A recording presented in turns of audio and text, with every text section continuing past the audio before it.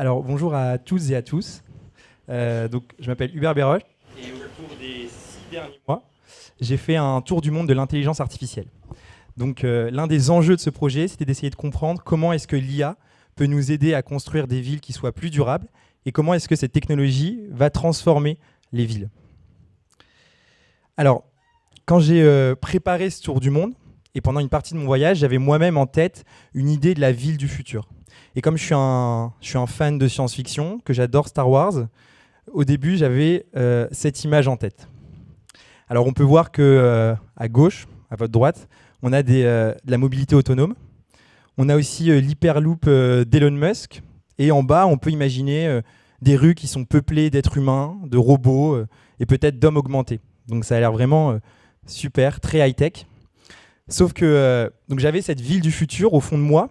Et au fur et à mesure que j'ai voyagé, j'ai confronté cette ville du futur à des réflexions et à des travaux de chercheurs et d'ingénieurs. Et je me suis rendu compte qu'il y avait un peu 3 problèmes avec cette ville du futur.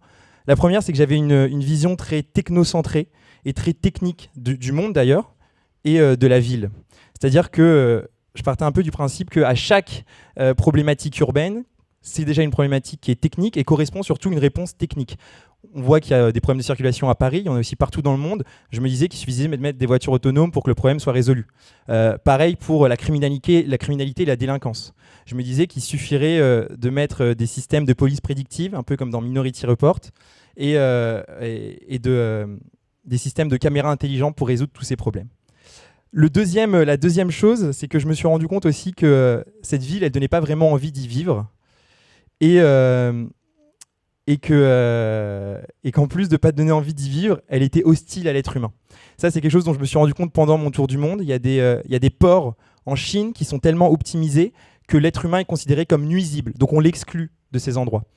Donc je me suis dit, est-ce qu'on veut vivre dans des villes qui sont suroptimisées, mais qui sont tellement optimisées que finalement, on ne peut plus vivre dedans. Et la troisième chose surtout, c'est que je me suis aussi rendu compte que le problème de cette ville, c'est que... je suis désolé, j'ai un petit trou de mémoire. Le problème de cette ville, c'est qu'il n'y avait pas de nature, surtout. C'est qu'il n'y avait pas de nature. Et donc, à partir de là, je me suis dit, est-ce qu'on pourrait utiliser cette même technologie, qui est l'intelligence artificielle, pour en faire quelque chose de complètement différent? Et à New York, j'ai rencontré des membres de la ville de New York qui ont lancé un appel à projet auquel a répondu un organisme qui s'appelle Public Square. Et ce qu'a proposé Public Square, c'est ce type d'urbanisme. Donc ça paraît un peu contradictoire, voire même étrange, parce que je vous parle d'intelligence artificielle, et là, il n'y a que des êtres humains, il y a des enfants qui jouent, il y a des pistes cyclables, il y a des vélos, il y a des forêts, bref, il n'y a rien de bien high-tech. En fait, le principe duquel est parti Public Square, c'est que la mobilité autonome va apporter plein de bénéfices, va apporter plein d'efficacité. Et plutôt que d'utiliser cette efficacité pour mettre encore plus de voitures, pour mettre encore plus d'infrastructures, peut-être qu'on pourrait l'utiliser pour investir autrement l'espace urbain. Peut-être que ces routes, on pourrait diminuer le nombre de voies et essayer de mettre un peu plus de verdure, un peu plus de biodiversité, créer des espaces de jeu. Donc ici, l'intelligence artificielle était pensée en support à une innovation qui est un peu plus durable. Elle était pensée en complément d'un urbanisme à taille humaine. C'est aussi une image que je vous montre parce qu'à la fin de chacun de mes interviews, j'ai rencontré à peu près 120 personnes, 120 chercheurs, etc. de l'intelligence artificielle. Et à la fin de chacun de mes interviews, je leur demandais à quoi ressemble votre ville idéale. Et alors, il y avait plein de réponses qui étaient très différentes. Certains me répondaient des villes qui existent comme Londres, Amsterdam, d'autres inventaient des villes. Mais il y a une composante qui ressortait à chaque fois, c'était la nature. Que ce soit des ingénieurs chez Google, que ce soit des chercheurs au MIT, c'était assez intéressant de voir que toutes ces personnes-là qui sont baignées dans la high-tech, finalement, ils voulaient juste qu'il y ait un peu plus de verdure et un peu plus de nature en ville.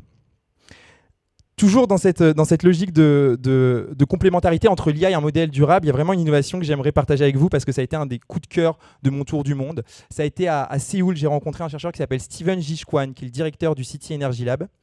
Et Steven Jishkwan, il a plein de projets qui sont absolument géniaux. L'un de ses projets, c'est de créer des quartiers qui soient autonomes. Alors comment est-ce qu'il veut faire ça? En utilisant l'énergie produite par des microalgues Et il veut aussi que ces mêmes microalgues, qui sont des organismes, soient alimentés à partir des déchets et des eaux usées de la ville. Donc il y a vraiment cette idée de créer une ville qui soit complètement circulaire et qui fonctionne à partir d'énergies renouvelables. Et alors, où est-ce que viendrait l'IA dans ce processus ? C'est un processus qui est extrêmement complexe, et pour qu'il soit viable, pour qu'il soit un minimum scalable, et pour qu'on puisse l'intégrer à l'échelle d'une ville, il faudrait qu'on puisse prévoir combien de déchets est-ce qui est produit par un quartier, et quelle est l'énergie aussi qui sera produite par des microalgues. Donc ça, c'est quelque chose qui est très fort avec l'IA, c'est que ça peut, en un sens, prédire un peu le futur. Et alors, dernier point, une dernière découverte que j'ai trouvée absolument géniale, qui a été faite par Yoshua Bengio, qui est l'un des pères de l'intelligence artificielle. Lui, il a dit, voilà, depuis tout à l'heure, la thématique, c'est évidemment le réchauffement climatique. Et je pense que ce dont on s'est un peu tous rendu compte, c'est que ce n'est pas un problème qui est technologique, c'est un problème qui est humain. Et cette solution, ça veut dire que la solution à ce problème, elle sera avant tout humaine. Et donc, ce que propose Yoshua Bengio, c'est une application qu'on peut tous utiliser, qu'on pourra tous utiliser. Elle n'est pas encore sortie, mais elle est en cours de préparation, où on pourra voir via de la réalité augmentée comment est-ce que nous, Français, on va être impactés par le réchauffement climatique. Parce que pour nous, Français, aujourd'hui, ça reste quelque chose de relativement abstrait. C'est une menace qui est invisible, mais qui est présente. Et donc, justement, Yoshua Bengio a proposé ce système de réalité augmentée pour que chacun puisse se sentir concerné. Et depuis tout à l'heure, je vous ai présenté quelques innovations. Le point commun de toutes ces innovations, c'est évidemment l'intelligence artificielle est pensée en complément d'un système qui est plus complexe, qui est plus global et qui est plus durable surtout. Et ça a fait écho à une rencontre que j'ai faite à San Francisco, qui a été vraiment décisive d'un point de vue personnel et dans mon tour du monde, avec Joy Bonaguro, qui était l'ancienne Chief Data Officer de la ville de San Francisco. Ça veut dire que c'est elle qui s'occupait de développer toute la politique de données de la ville de San Francisco. Et ce que m'a dit Joy Bonaguro, c'est que l'intelligence artificielle, finalement, ce n'est qu'un outil parmi une constellation d'outils. Alors, moi, je vous ai dit que j'adorais Star Wars, donc évidemment, c'est quelque chose qui m'a frappé, qui a fait sens pour moi. La différence avec le ciel étoilé de Star Wars, qui est habité par des étoiles noires, par des vaisseaux spatials, par des aliens, enfin bref, par plein de choses, c'est que ce ciel étoilé de Joy Bonaguro, c'est un ciel qui est beaucoup plus humain et qui est un ciel qui peut nous servir un peu, je trouve, de source d'inspiration et d'horizon pour construire et pour habiter ce monde de manière un peu plus durable et poétique. Voilà, donc c'était vraiment le point sur lequel je voulais insister aujourd'hui. C'est que l'intelligence artificielle, la technologie en général, ça brille, ça peut faire de l'ombre à d'autres innovations, mais ce n'est pas pour autant que c'est toujours la meilleure solution. Voilà, merci. Est-ce que tu peux nous présenter Yuka, s'il te plaît ? Oui. Alors, donc Yuka, pour ceux qui ne connaissent pas, c'est une application mobile qui permet de scanner le code-barre des produits alimentaires et des produits cosmétiques pour connaître leur impact sur la santé. Et lorsque l'impact du produit est négatif, l'application recommande des produits similaires mais qui sont meilleurs pour la santé. C'est une application qui est totalement indépendante. Ça veut dire que Yuka ne reçoit aucun argent des marques ou des industriels pour améliorer leur notation ou être dans les recommandations. On a lancé l'application en janvier 2017 en France et aujourd'hui, on vient de passer la barre des 16 millions d'utilisateurs. On est présent dans 8 pays. Et cette année, on continue encore l'expansion à l'international. Et là, dans les mois qui viennent, on ouvre 3 nouveaux pays. Comment vous avez conçu... Oui, vous pouvez. Allez-y. Comment vous récupérez ces informations sur ce qui est bon, pas bon, toute la dimension santé? Comment ça se construit en fait derrière cette application? On a développé 2 méthodes de notation, une méthode de notation pour les produits alimentaires, une méthode de notation pour les produits cosmétiques. Sur la partie alimentaire, la méthode de notation, elle prend en compte 3 critères. Le premier, c'est la qualité nutritionnelle. Donc la qualité nutritionnelle, c'est tout ce qui va être calories, sucre, sel, protéines, fibres, etc. Et là-dessus, on se base sur le Nutri-Score. Donc vous avez peut-être entendu parler, le Nutri-Score, c'est un système qui a été développé par le gouvernement et qu'on retrouve sur certains produits avec le logo ABCDE. Ça, c'est le premier critère de notation. Le deuxième critère, c'est la présence d'additifs alimentaires dans le produit. Donc, les additifs, c'est des produits qui vont être rajoutés dans les produits pour leur donner davantage de texture, pour changer leur couleur, pour améliorer la conservation, etc. Et donc, on va regarder les additifs qui sont dans le produit et leur niveau de risque. Et pour déterminer leur niveau de risque, on travaille avec des experts indépendants sur le sujet. On va éplucher tous les rapports scientifiques qui existent à ce jour et on en détermine un niveau niveau d'impact. Et le dernier critère, c'est la dimension biologique du produit. Si un produit est bio, il a un bonus, puisque ce sont des produits pour lesquels l'utilisation de pesticides n'est pas autorisée. Sur la partie cosmétique, de manière assez similaire à la partie sur les additifs, on va regarder l'ensemble des ingrédients qui sont présents dans le produit cosmétique et leur niveau de risque, de la même manière en se basant sur l'état de la science à ce jour. D'accord. J'ai lu récemment que vous aviez mené une étude sur une mesure d'impact en fait, sur l'utilisation de l'appli. Tu peux nous dire un peu quelles ont été les conclusions ?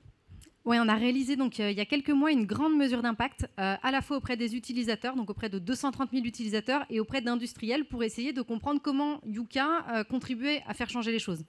Et donc, cette mesure d'impact, elle nous a permis de comprendre que, oui, Yuka contribue à faire changer les choses. Tout d'abord auprès des consommateurs. Par exemple, on a 92% des utilisateurs de l'application qui déclarent que quand un produit est noté rouge dans l'application, il le repose en supermarché. Donc ça, pour nous, c'est énorme comme victoire. Et de manière bien plus large aussi, on s'est rendu compte que l'impact de Yuka, c'est que l'application contribue à replacer l'alimentation au cœur des préoccupations.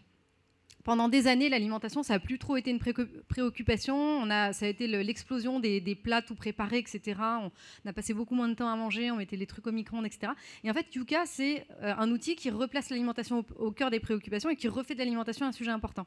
Et par exemple, on a 60% des utilisateurs de l'application qui déclarent que grâce à Yuka, ils cuisinent davantage.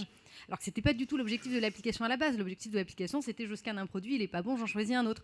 Mais en fait, ça contribue à développer quelque chose de bien plus large où les utilisateurs vont se remettre à cuisiner. On a 84% des utilisateurs qui déclarent qu'ils vont acheter que maintenant ils achètent davantage de produits bruts plutôt que d'acheter des produits transformés. Donc voilà, donc cette mesure d'impact, elle nous a vraiment permis de montrer les changements concrets d'achat sur les consommateurs. Et le deuxième gros sujet de la mesure d'impact, c'est qu'on a aussi recueilli le témoignage de 21 industriels.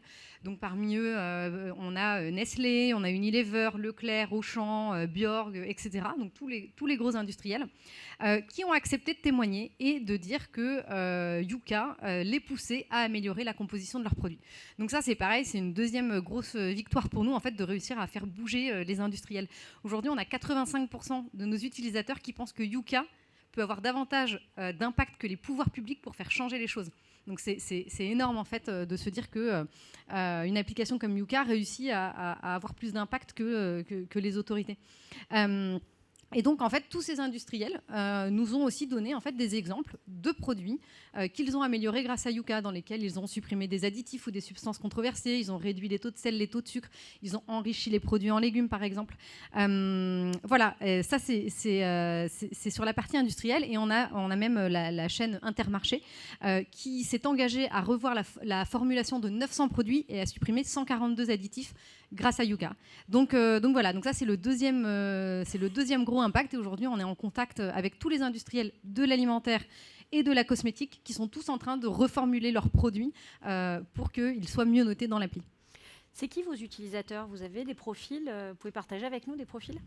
Alors en fait, non, parce qu'en fait, on n'étudie pas du tout le profil de nos utilisateurs. On n'est pas du tout, c'est pas du tout quelque chose qu'on regarde. On n'essaye pas de cibler les utilisateurs, de faire des publicités ciblées, etc. Donc c'est pas du tout un sujet qu'on regarde et on a très peu d'informations. Et en plus aujourd'hui, en France, donc on a 16 millions d'utilisateurs, dont 12 millions en France. Et du coup, en fait, c'est tellement massif qu'en fait, c'est très représentatif de la population française. Il n'y a pas de surreprésentation, par exemple, des grandes villes ou de surreprésentation des femmes par rapport aux hommes. En fait, avec un tel nombre d'utilisateurs, ça s'équilibre complètement. Et aujourd'hui, en fait, tout type de personnes utilise l'application, quel que soit son sexe, son âge, son milieu social, etc. On a vraiment de tout. Ok. Et est-ce que, pour finir, tu peux nous parler un peu de ton parcours ? Comment t'en es arrivé à créer Yuka ? Alors moi, j'avais jamais pensé à faire de l'entrepreneuriat jusqu'à mes 28 ans. J'étais pas du tout sensibilisée à ça, ni de par mon entourage, ni de par mes études. Et donc, en fait, j'ai fait une école de commerce. Et après mon école de commerce, j'ai intégré un cabinet de conseil. J'y suis restée pendant 5 ans. Et au bout de 5 ans, j'ai un ami qui m'a dit, tiens, je participe à un hackathon. Donc, je sais pas si tout le monde connaît le terme de hackathon. C'est la contraction de hack et de marathon. Donc, c'est un week-end sur lequel on va développer une idée d'entreprise. pour faire simple. Et je me suis dit, bah tiens, pourquoi pas, je m'ennuie un peu dans mon boulot, je vais aller participer à ça. Et on a participé à ce hackathon, on a développé les prémices de ce qu'est Yuka aujourd'hui pendant tout un week-end. Et en fait, je me suis rendu compte que c'était génial en fait, de créer son propre projet, d'une part, et surtout de créer un projet à impact positif. C'est-à-dire qu'enfin, je me disais, ah, en fait, on peut avoir un boulot qui a du sens. Ce qui, jusqu'à présent, en fait, j'étais dans un cabinet de conseil et j'avais jamais compris le sens de ce que je faisais. Et voilà. Et en fait, c'est là où je me suis dit, mais en fait, c'est génial. Donc, c'est venu très tardivement. Mais voilà, il n'est jamais trop tard pour se lancer sur un projet d'entrepreneuriat. Est-ce que tu as un dernier mot à leur dire ? Parce que quand on a créé une appli comme ça qui a 16 millions d'utilisateurs, dont on peut se dire que c'est largement représentatif de la population, est-ce que tu as un conseil, un encouragement à donner ? Non, enfin l'encouragement, c'est si je reviens sur la notion de sens dont je parlais, c'est vraiment de se diriger vers un métier ou un projet qui est porteur de sens pour vous, en fait, hein, d'aller vraiment, de ne pas se laisser porter par le flot. Comme ça, je fais un travail où je vais gagner de l'argent parce que ça n'a pas d'intérêt. Et vraiment de suivre ses convictions et d'aller faire un projet qui a du sens parce que c'est ça qui rend heureux, en fait. Et juste un petit mot, peut-être pour dire Yuka, c'est quoi la suite ? Parce que là, j'ai parlé de tout ce qui s'est passé. Nous, en 2020, on a 2 gros enjeux maintenant pour Yuka, parce qu'on est là, mais il y a encore plein de travail à faire. Le premier gros enjeu, c'est de continuer notre expansion à l'international, ça j'en ai parlé. Et le deuxième gros enjeu sur lequel on est en train de travailler, c'est la dimension environnementale. Aujourd'hui, Yuka, on analyse l'impact des produits sur la santé. On est en train de travailler toute la dimension de l'analyse de l'impact environnemental des produits. Voilà, donc ça, c'est le gros projet. Et on espère qu'on pourra avoir autant d'impact qu'on a aujourd'hui sur les industriels, sur la dimension santé, que sur la dimension environnementale. Merci beaucoup, Julie. Merci. L'idée, c'était donc d'essayer de partir de la data qu'on est capable de collecter, comment ça peut nous aider, de nous orienter vers comment, au niveau de la consommation, chacun, on peut s'engager.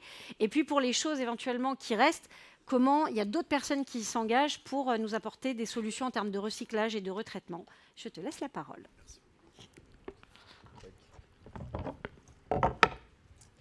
Alors bonjour à tous, je m'appelle Marius Amelot, je suis le cofondateur de l'entreprise SAS Minimum et du projet Le Pavé. Du coup, le pavé, c'est quoi ? C'est un matériau composé à 100% de déchets plastiques, 100% recyclés et 100% recyclables, produit localement en périphérie de Paris aujourd'hui. Donc la problématique, en fait, on la connaît tous de plus en plus, on en entend de plus en plus parler également. Je pense que c'est un vrai sujet pendant ce salon et le Change Now aujourd'hui. C'est celle en fait, des déchets plastiques dans nos océans. Du coup, la production de plastique, elle commence en 1950. Il y a 9 milliards de plastique qui ont été produits, 9 milliards de tonnes de plastique qui ont été produits depuis. Et sur ces 9 milliards de tonnes au total qu'on a produit, on estime environ à 7 milliards aujourd'hui de présents dans la nature. Donc c'est colossal, ça fait plus des 3/4. Et en fait, ça pose des problématiques énormes à différents niveaux. D'un point de vue environnemental, d'abord, ça vient perturber tous nos écosystèmes. Santé publique, sanitaire aussi, avec les microparticules. On estime à peu près à 5 grammes de plastique qu'on ingurgite chaque semaine, donc l'équivalent en fait d'une carte bleue. Et puis aussi, au-delà de ça, d'un point de vue très pragmatique, c'est un potentiel économique qui est totalement inexploité. C'est plusieurs centaines de milliards en fait, de matériaux qui viennent nous déranger et qui ne sont pas utilisés. Pourtant, en fait, le recyclage, il existe. Mais si on recycle une bouteille de lait, quand on recycle pour faire une autre bouteille de lait, et ben en fait, on va avoir fait un effort de recyclage, de collecte, de traçabilité, de retransformation pour se reposer la même question quelques secondes, quelques minutes après. Et donc, nous, on est parti de ce constat-là. Et je suis architecte de formation. Et la première question qu'on s'est posée, c'est est-ce que le secteur du bâtiment pourrait être un potentiel face à cette problématique de court terme ? Et en fait, il faut qu'on change nos modes de consommation, mais ça prend du temps en fait. Et il faut beaucoup de travail pour les changer. Et nous, on s'est dit, il faut qu'on trouve une solution tout de suite. Et en fait, ce qui est super intéressant avec le secteur du bâtiment, c'est qu'au lieu de consommer votre bouteille pendant quelques minutes, vous allez en fait consommer votre matériau de construction pendant 10, 20, 30 ans. En plus, la problématique, elle est énorme, elle est globale. On parle de centaines de millions de tonnes qui sont produites chaque année et qui se retrouvent dans nos océans. Et il faut pouvoir y opposer en fait une solution qui est de taille. Et en fait, le secteur du bâtiment, s'il représente un volume immense, il y a l'équivalent de la ville de New York qui se produit chaque mois avec des millions de tonnes de matériaux qui sont consommés. En plus, le marché de l'éco-conception, c'est un marché énorme qui est en pleine expansion et donc on s'est dit qu'il y avait sûrement quelque chose d'intéressant à faire. Donc le secteur du bâtiment, il est intéressant. Qu'est-ce qu'on en fait? En fait, on s'est dit, est-ce que c'est possible maintenant de faire à partir du plastique un matériau de construction? Et en fait, depuis 3 ans, c'est cette question-là qu'on essaie de résoudre et qui nous anime et sur laquelle on avance, dans l'objectif en fait, de réintroduire le plastique dans un cycle long terme en lui donnant un usage. Donc la matière avec laquelle on travaille, ça représente à peu près 70% du plastique, des types de plastique qui sont produits chaque année. On a développé un réseau en fait, national, local et international de recycleurs engagés avec qui on vient travailler. La matière qu'on reçoit, elle est sous cette forme-là. Elle est d'abord triée par couleur, broyée et lavée. Nous, on met un point d'honneur à aller chercher en fait, des matériaux qui sont vraiment en bout de course et qui nous dérangent déjà. Et donc on a commencé à travailler avec des déchets qui étaient présents sur les plages, dans les décharges en Afrique.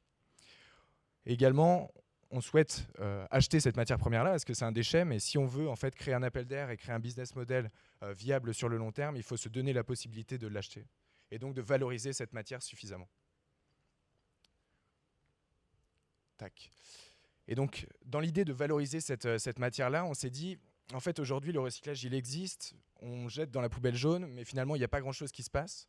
Et pourquoi il n'y a pas grand-chose qui se passe? Et ben, en fait, c'est parce que on essaie de donner un usage au plastique, mais on ne lui donne pas de sens et on ne lui donne pas la possibilité de donner un sens à ce déchet-là. Nous, on a décidé dès le départ, en plus du matériau de construction, de se dire qu'en fait, on allait communiquer sur le fait que ça soit du déchet. Et c'était justement le fait que ça soit du déchet au début qui allait faire que en fait, notre matériau allait être une vraie valeur ajoutée. Donc en fait, on joue avec les couleurs de tous les déchets, les couleurs, donc les caractéristiques esthétiques, les caractéristiques mécaniques, pour en faire un matériau de construction qui se présente en fait sous forme de plaques. Donc ces plaques, elles sont transformées par un dispositif qui n'existait pas dans l'industrie plasturgique actuelle. En fait, on chauffe le plastique, on le compresse, on le refroidit, on ne rajoute pas du tout de produits chimiques, et en fait, ça nous donne les aspects que vous voyez derrière, et ce genre de choses qu'il y a ici.